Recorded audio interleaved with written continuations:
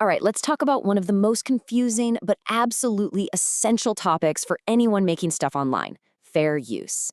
If you have ever, even for a second, wondered if you could use that clip, that song, or that meme in your content, then you are in the right place. Let's dive in. So, you know the feeling. You're in the zone, editing your latest project, and you find it, the absolute perfect clip to drive your point home. But you didn't make it. So, the massive question is, can you actually use it without getting a takedown notice? You've seen it a million times, right? In the description box, that little phrase, "no copyright infringement intended." It feels kind of like a magic shield, a special incantation that's going to protect you. Well, the truth is, it's a whole lot more complicated than that. To really get a handle on fair use, we first have to wade through all the myths and bad advice out there. So we're going to kick things off by busting some of the most common fixes that creators think will keep them safe. And first stop is the big one, the myth to end all myths, the idea that just typing a disclaimer in your description is all you need to do. But here's the reality, and this is coming straight from YouTube's own help page. They say it right there. There are no magic words. Putting that phrase in your description won't, and I quote, automatically protect you. So that little disclaimer, yeah, it's not the armor you think it is. Okay, what about this one? This feels right, doesn't it? As long as you give credit, shout out the original creator, maybe link to their work, you should be good to go. I mean, it's just polite. Well, unfortunately, no. That's another myth. While giving credit is definitely a good thing to do, it has basically zero legal power in a fair use argument. And you see that keyword there? Non-transformative? Just copying something and sticking a name on it doesn't change what it is. And for our last myth, let's talk about your intent. You know, the classic, "I'm not making any money off this." Or, "Hey, this is just for fun, for entertainment purposes only. Surely that makes it okay." Again, it's just not that simple. Now, being nonprofit or educational does help your case, but it is not a get-out-of-jail-free card. And just saying it's for entertainment, as YouTube puts it, that's unlikely to tip the scales in your favor. Okay, so with those myths totally busted, let's get into the good stuff.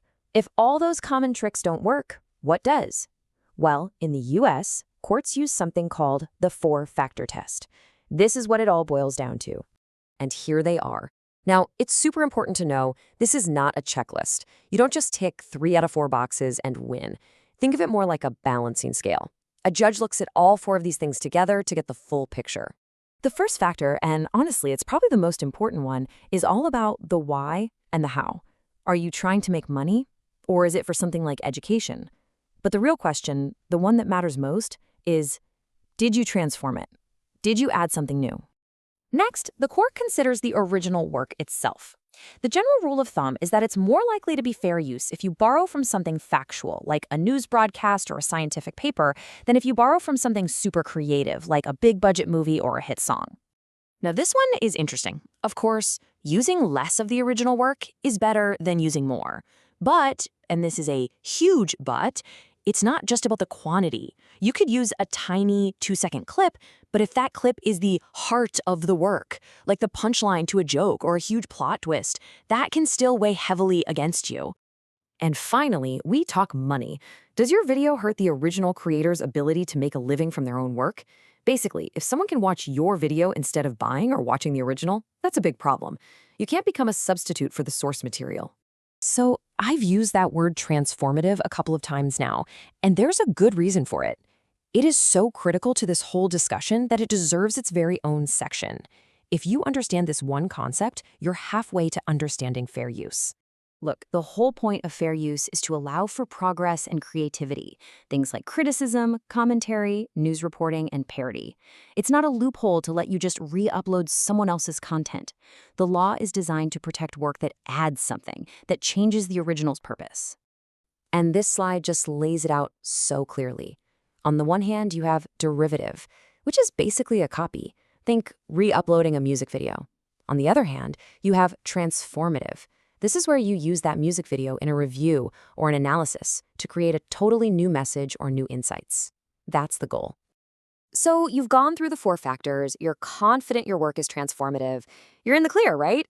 Well, here's the final, and maybe the most intimidating piece of the whole puzzle. Just Take a look at this. These are two real court cases.